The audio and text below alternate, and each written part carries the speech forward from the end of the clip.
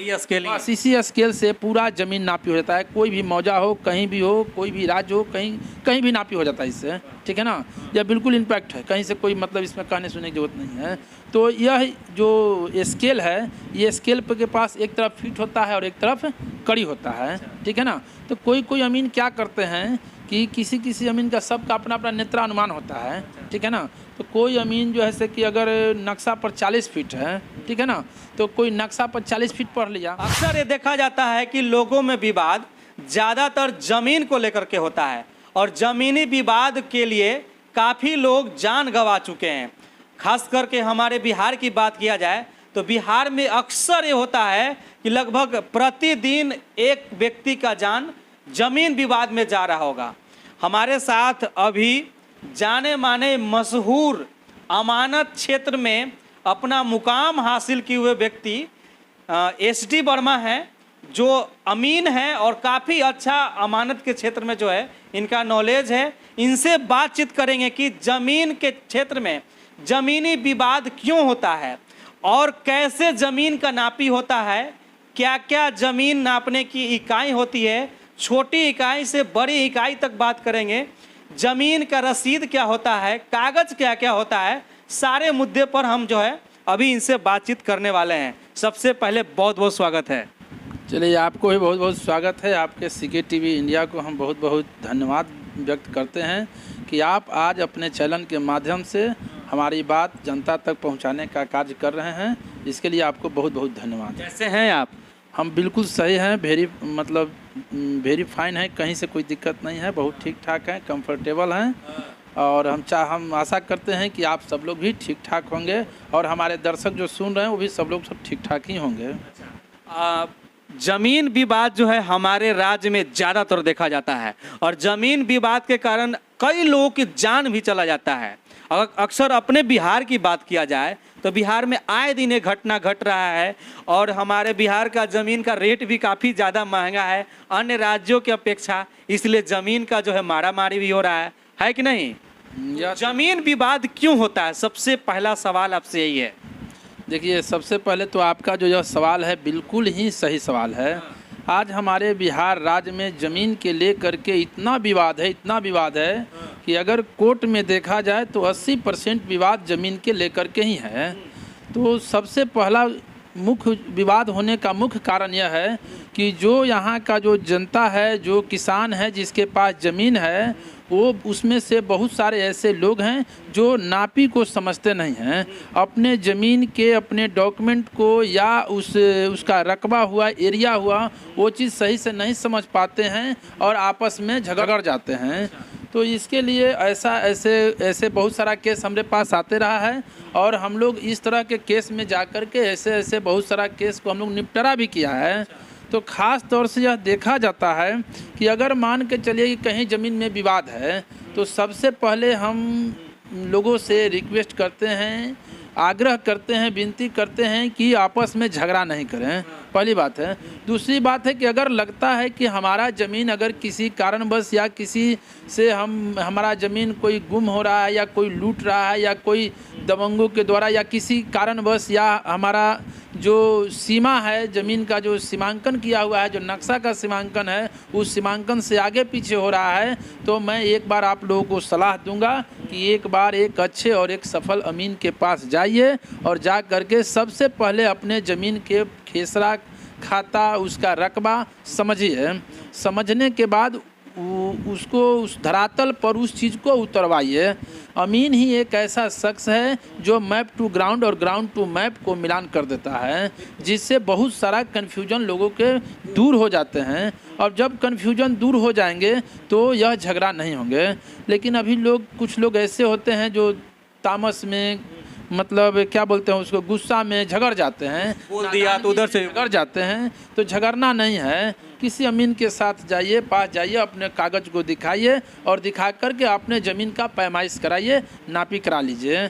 अगर उससे भी अगर आप संतुष्ट नहीं होते हैं तो आप उनका भी अमीन रहेगा, विपक्ष पार्टी का भी अमीन रहेगा, दोनों अमीन मिल करके उस चीज़ को सॉल्व कर देंगे। अगला सवाल ये है कि जमीन के नापी का सबसे निचला इकाई, सबसे छोटा इकाई क्या होता है, सबसे बड़ा इकाई क्या होता है? लोग, बहुत सारे लोग हैं जो इस चीज़ को नहीं जानते होंगे, समझते भी नहीं होंगे। और ख़ास करके बात किया जाए कि अब के जनरेशन के लोग इस चीज़ को तो एकदम नहीं जानते होंगे। और लोग ये भी नहीं जानता होगा कि अमानत के भी कोई पढ़ाई भी होता है, इसके भी कोई डिग्री भी होते हैं। हमारे बिहार में बहुत सारे लोग जो हैं डॉक्टर, इंजीनियर, कोई और अच्छा ऑफिसर की तैयारी करेंगे, इसी सब में लगे हुए हैं, लेकिन अमानत कोई तैयारी करता ही नहीं है। ये भी एक बात है जो जेन्युइन बात है कि नहीं? बिल्कुल बिल्कुल बिल्कुल। अभी बहुत सारे लोगों को अमानत के बारे में बहुत सारी चीज़ की जानकारी नहीं है। जहाँ तक देखा जाए तो पहले पुराने ही अमानत लोग हैं जो अभी जो है विरासत को संभाले हुए हैं। देखिए, सब जो है एक सीखे हुए जो है। सबसे पहले जो है अमानत का शुरुआत मुग़ल काल में हुआ था। अकबर के समय में गंटरी गुनिया का आविष्कार हुआ था, जिसके मैथमेटिशियन थे टोडरमल। टोडरमल के माध्यम से ही यह ज़मीन नापी का कार्य शुरू हुआ था। सबसे पहले एक्वायर सर्वे हुआ मुग़ल काल में। अकबर जो है एक्वायर सर्वे कराया, और एक्वायर सर्वे के माध्यम से आज भी वो चीज़ जिंदा है जो आज तौजी के नाम से जो हम लोग जानते हैं कि तौजी नंबर, वह तौजी नंबर उसी समय का उद्गार है। और उसी से ज़मीन का कर वसूला जाता था, राजा वसूलते थे। यह बाद में धीरे धीरे स्टैंडर्ड हुआ। अंग्रेज़ ने उसको 1885 में इस चीज़ को कैडेस्ट्रल सर्वे के रूप में इसको शुरू करवाया, और आज हम लोग के यहाँ 1908, 9, 10 से ले करके करीब 15-20 तक चला, और पूरे भारत में कैडेस्ट्रल मैप तैयार हुआ। और उसी मैप के आधार पर आज नापी होता है, और उस नापी को हम लोग तवज्जो देते हैं। जो लोग नहीं देते हैं, समझिए कि उस चीज़ के बारे में नहीं जानते हैं, और वही झगड़े के कगार पर जाते हैं। लेकिन इस जानकारी इसका होना चाहिए कि आज मेरे पास जो भी प्रॉपर्टी है, जो भी लैंड है, सारे लैंड का नक्शा सरकार के पास बना हुआ है, सारा रिकॉर्ड है वहाँ पर। किन्हीं के पास रिकॉर्ड नहीं है तो आप सरकार के यहाँ जा कर के, आप कलेक्टेरिएट में जा कर के, ब्लॉक में जा कर के इस चीज़ की जानकारी आप ले सकते हैं। देश में सबसे पहला सर्वे कब हुआ था, ये भी बता दिया जाए, दर्शकों को समझ में आ जाएगा। देखिए, सबसे पहले तो मिट्टी का घेर बना करके एक्वायर सर्वे हुआ था, जो मुग़ल काल में मैं पहले ही बता चुका हूं। और दूसरी बात 1885 में स्टार्ट हुआ था, जो कैडेस्ट्रल सर्वे हुआ था, ठीक है ना। उसके बाद चकबंदी आया। चकबंदी के बाद आज जो है से कि अभी नया में ही एसएस मैप तैयार हो रहा है, स्पेशल सर्वे हो रहा है, हेलीकॉप्टर से भी हो रहा है, हेलीकॉप्टर से, हवाई सर्वेक्षण, जैसे भी हो, सरकार उसके लिए बहुत ही मेहनत कर रही है, ठीक है ना, ताकि जो है से कि पुनः सर्वे किया जाए, पुनः जो है से कि सर्वे करके विवाद को ख़त्म करने का पूर्ण रूप से व्यवस्था है। और यह एक ऐसा सर्वे है, एक ऐसा सर्वे है कि जिसमें आप अपने प्लॉट को कहीं भी रहें, किसी जगह रहें, आप अपने प्लॉट को देख सकते हैं कि हमारे प्लॉट में खेती हो रहा है कि कोई दखल कब्जा कर लिया है या क्या कर लिया है, सारे चीज़ों को आप देख सकते हैं। वो बिल्कुल एकदम बिल्कुल अपडेट रहेगा। ऐसा इस तरह का स्पेशल सर्वे इसी का स्पेशल सर्वे हो रहा है, अभी शुरू हो गया है। अभी करीब करीब 20 जिला में चल रहा है बिहार में, और अभी 18 जिला बाकी है। हो सकता है कि आने वाले समय में बहुत कम समय में ही सारे जिलों में शुरू कर दिया जाएंगे। अच्छा, अब बात करते हैं, अभी पहले भी सवाल किए थे कि नापी का सबसे निचला इकाई क्या होता है और अंतिम इकाई यानी सबसे ऊपर का इकाई क्या होता है? देखिए, नापी का सारा कुछ बताना चाहेंगे ताकि हमारे दर्शकों को भी समझ में आए। अंतिम का तो कोई सीमा होता नहीं है, लेकिन जो निचला जो इकाई है आपको हम बता देते हैं कि सबसे निचला इकाई अभी जो चलंत में है, जो चलता है, जो लोग समझते हैं, वह धूर से शुरू होता है। धूर से भी एक नीचा छोटा इकाई है जो धुड़की है, धुड़की से भी छोटा इकाई है जो फुड़की है, लेकिन वो सब चीज़ों को काउंट नहीं किया जाता है, वो सब केवल कहने के लिए है। लेकिन सबसे अगर स्थल पर उसको देखा जाए तो वह धूर से शुरू होता है। बहुत सारे लोग हैं जिनके पास कम पैसा है तो वो 4 धूर, 5 धूर, 7 धूर, 8 धूर, 10 धूर में ज़मीन में घर बना लेते हैं, ठीक है ना। तो वह धूर से ही शुरू होता है, ठीक है ना। और ऊपर का इकाई कहा जाए तो कट्ठा हुआ, कट्ठा से बीघा हुआ, बीघा से एकड़ हुआ, एकड़ से हेक्टेयर हुआ, ठीक है ना। ऐसे ऐसे कर कर के उसका कोई अंत नहीं है, ठीक है ना।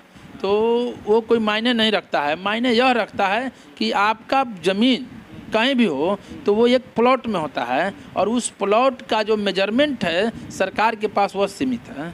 वो सारा का सारा मेजरमेंट जो खतियान जो बना हुआ है वह डिसमिल में बना हुआ है।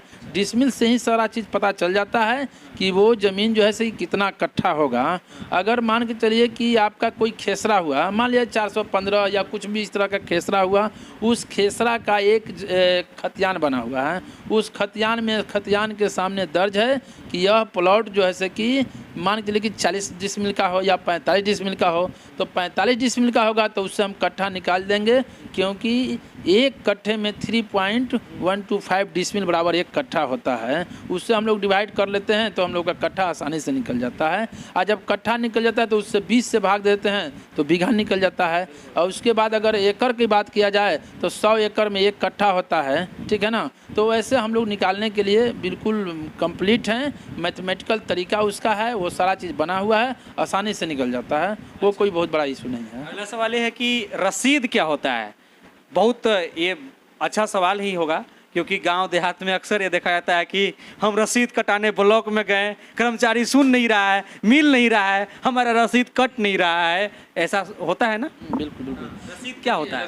रसीद का जहाँ तक की सवाल है तो ज़रा सा समझ लीजिए। देखिए रसीद क्या होता है। रसीद ज़मीन का सबसे कमज़ोर पेपर है, ठीक है ना। उससे पेपर केवल यह रसीद यह सूचित करता है कि हमने जो ज़मीन पर उपज कर रहे हैं, जो खेती कर रहे हैं, जिसका उपभोग हम कर रहे हैं, उसका हम सरकार को टैक्स भर रहे हैं, ठीक है ना। यह नहीं दर्शाता है कि वो ज़मीन आप ही का ही होगा, ऐसा नहीं है। या अगर ज़मीन के बारे में अगर जानना है कि वह मैं कैसे ज़मीन को पता करूं कि वह मेरा ज़मीन किस तरह का है, झगड़ालू है, विवादपूर्ण है या विवादपूर्ण नहीं है, तो उसके लिए सबसे पहला चीज़ है कि आप उसका पहले खतियान देखिए। जो प्लॉट है उसका खतियान देखिए। खतियान में आपको यह नेचर पता चल जाए कि वह ज़मीन किस नेचर का है, सरकारी नेचर का है या प्राइवेट नेचर का है, ठीक है ना। बहुत सारा नेचर होता है, ठीक है ना। सरकारी नेचर का भी बहुत सारा स्वरूप है।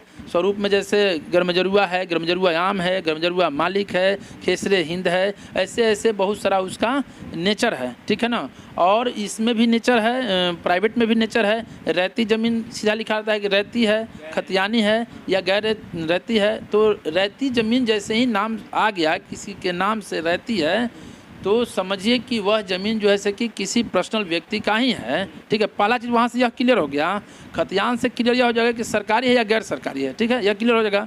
जैसे ही हमको खतियान से यह मालूम हो जाएगा कि यह ज़मीन सरकारी नहीं है, प्राइवेट ज़मीन है, तो मैं मालूम करूँगा कि वो ज़मीन किसके नाम से है। क्योंकि जो भी खातेदार हैं वो तो खातेदार अब है नहीं, क्योंकि 1908-9 में लास्ट सर्वे हुआ था। खास करके हम पटना ज़िला की अगर बात करें तो यहाँ 8-9 में सर्वे समाप्त हो गया था, ठीक है ना। तो लगभग यहाँ के जो भी सर्वे हुआ तो सर्वेदार जो भी थे, जो भी खातेदार थे, वो तो खातेदार अब इस दुनिया में हम समझते हैं कि नहीं होंगे, ठीक है ना। लेकिन हाँ, एक चीज़ है कि उस खातेदार का जो वंशज है उसका वंशावली के आधार पर उसको देखा जाता है। हाँ, तो पहले उसका वंशावली देखिए खाता से। जैसे ही खाता से आपको उसका वंशावली मिल जाता है तो आप समझिए कि वह ज़मीन सही है। और उसके बाद देखिए कि वो किनके हिस्से में है।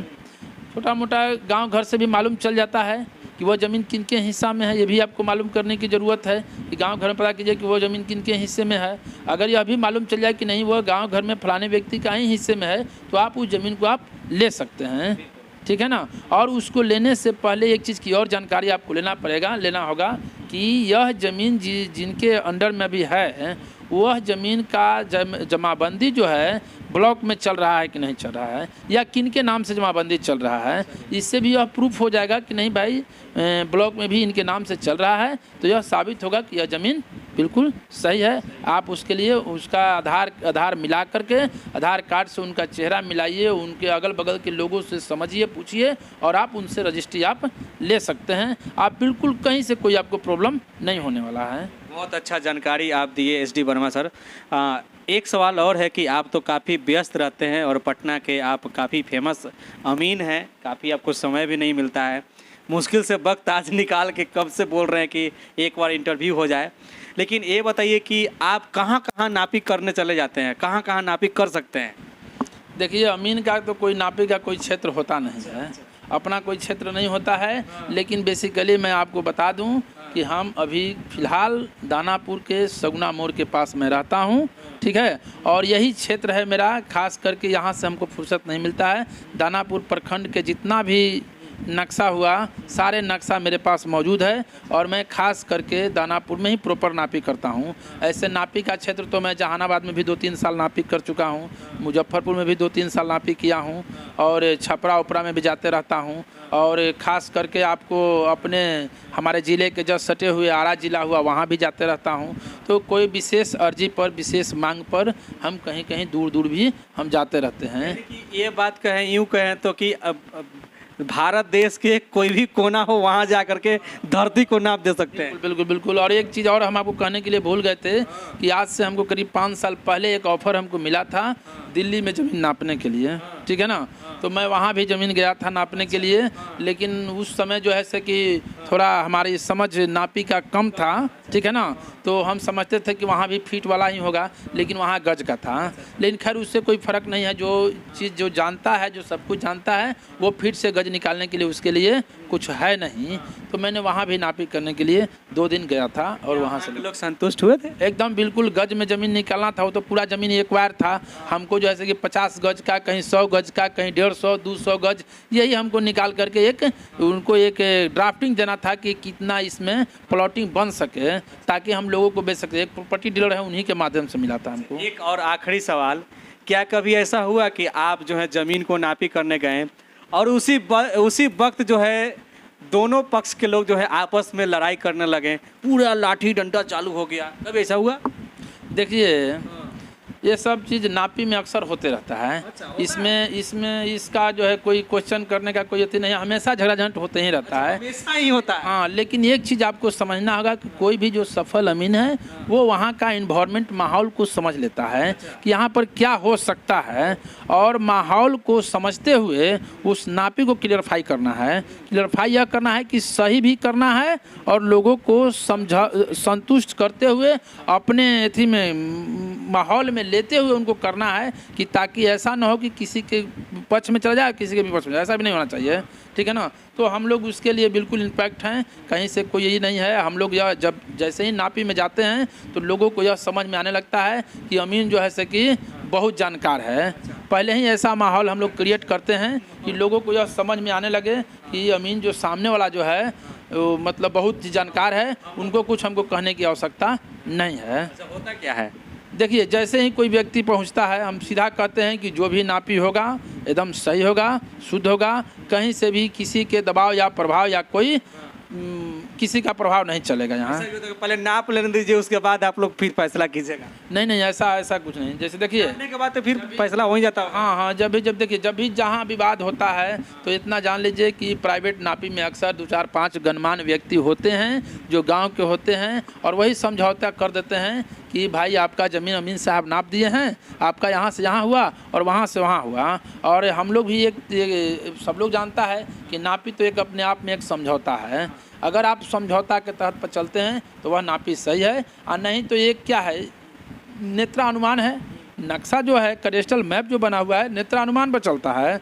कोई अमीन अगर 80 फीट अगर देखता है किसी गुनिया पर, स्केल पर, देखिए यही स्केल है, यही स्केल के आधार पर हम लोग नापी करते हैं।